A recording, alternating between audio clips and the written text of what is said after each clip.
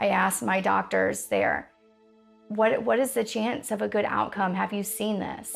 My doctor's been in practice for years, and she said, I've never seen it happen. We had been praying for a son. We absolutely adored and adore our daughters, but there was just something that longed for a son. We both felt it, even the girls. Morgan Farr went to the church altar to give her desire for a son to the Lord. While praying, she felt the Holy Spirit answer. I went back to my seat and I told my husband, I'm like, he's gonna give us a son. I don't know when, but he's coming. So when we found out we were pregnant, we were just completely overjoyed. Morgan and her husband Charlie announced the pregnancy at 15 weeks. A few weeks later, the unthinkable happened. Very unexpectedly, my water broke at just 19 weeks. So we go to the maternity ward, we're sent to triage, and the doctor comes in and does a ultrasound. And she turns the machine off and just says, I'm very sorry, there's no fluid left. It's completely gone. And she said, I'm very sorry to tell you this, but you're going to go into labor within hours, days. Hours went by, then days. But Morgan did not go into labor. She was also still producing water, which gave her hope. But the doctors were concerned and advised her to induce to avoid infection. He would be too little to even intubate. There was nothing that they could do. They really stressed to us how dangerous this was. It was even said that I needed to think about our other children at home because my life was now in risk. We knew what they were telling us. We knew that there was going to be within the next 24 hours to 48 hours of possibly her getting an infection. And if that happens, it could be terminal, and then I could lose my wife and child. So this was like the first biggest trial of my life that I've ever really solely had to depend on God. Something just was in me, and I know it was the Holy Spirit saying, just wait, just see what I can do, just see how this plays out. After a few days and no answers, a traveling nurse happened to be assigned to Morgan's care. She told Morgan this was something called PPROM, and she had seen it happen before. She really started to advocate with us, with the other doctors, and just beg them to not write us off. And that was just everything that we needed in that moment of just such despair. I was in the hospital for about 3 days.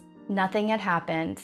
And so they said, we're going to go ahead and send you home, which was terrifying. I put myself on strict bed rest. I did nothing. My family did everything for me, for our children. And I laid in that bed and I prayed and I drank water like it was my job. Literally had hundreds of people around the world praying for us. People in different states and even in different countries would sign up, and every hour of the day, we were covered in prayer for weeks.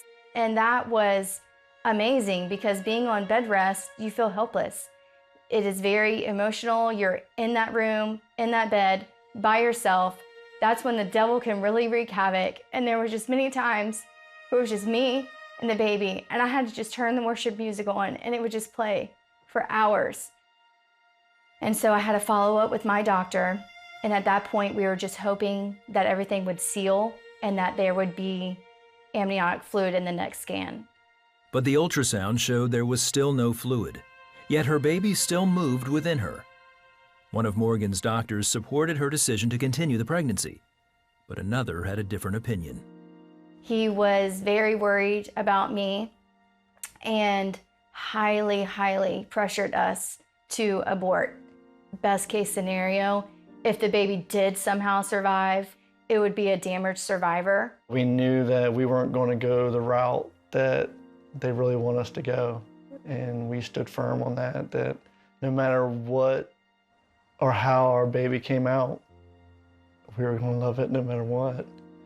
And we weren't going to terminate a pregnancy just because a doctor asked us to. I left that appointment completely devastated. I sat in the bed and the baby was the most active that it had ever been since the water had broke. And I knew that was the Lord saying, we're okay. Morgan went to appointments every week, and every week it was the same hopeless news. But Morgan and Charlie clung to hope in God. There was still no infection, which was great. The baby was growing despite them saying that it wouldn't be able to. And I also just prayed once it became clear that the womb wasn't going to reseal, we just began to pray for the living water. You know, like, Lord, there might not be fluid in there, but let your living water be there to grow and to develop this baby as it should be. We don't need the amniotic fluid if it's not your will to replace it, but give us the living water. At 24 weeks, her baby was considered medically viable, and Morgan was allowed to be admitted to the hospital while waiting to go into labor. At 25 weeks, the doctors came in. It was just a normal morning. I felt fine. And just moments after that, I get up and realize that I have experienced prolapse cord. They come in, there's doctors everywhere. They knock me out. They end up doing the fastest C-section the hospital has ever done. They got him out in 8 minutes. I remember waking up and my husband's trying to tell me his weight, his height, all of that. And the only thing that I said is he alive? And he said, he's alive. And we realized, you know, he's normal. He has all his fingers, toes. He can move. At that point, there was nothing wrong with him physically.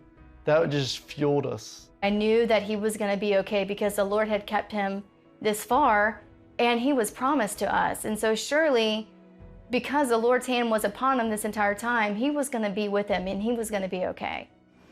Keep fighting, baby. Cohen's battle for life continued at the NICU for 4 months, with God's miraculous hand still evident at every turn.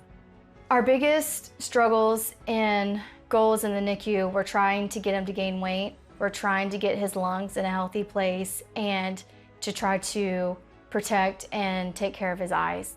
Thankfully, the Lord healed him and he was able to come home on some oxygen, but he was able to come home. It's been a journey. Just by looking at him, you just know that he's special.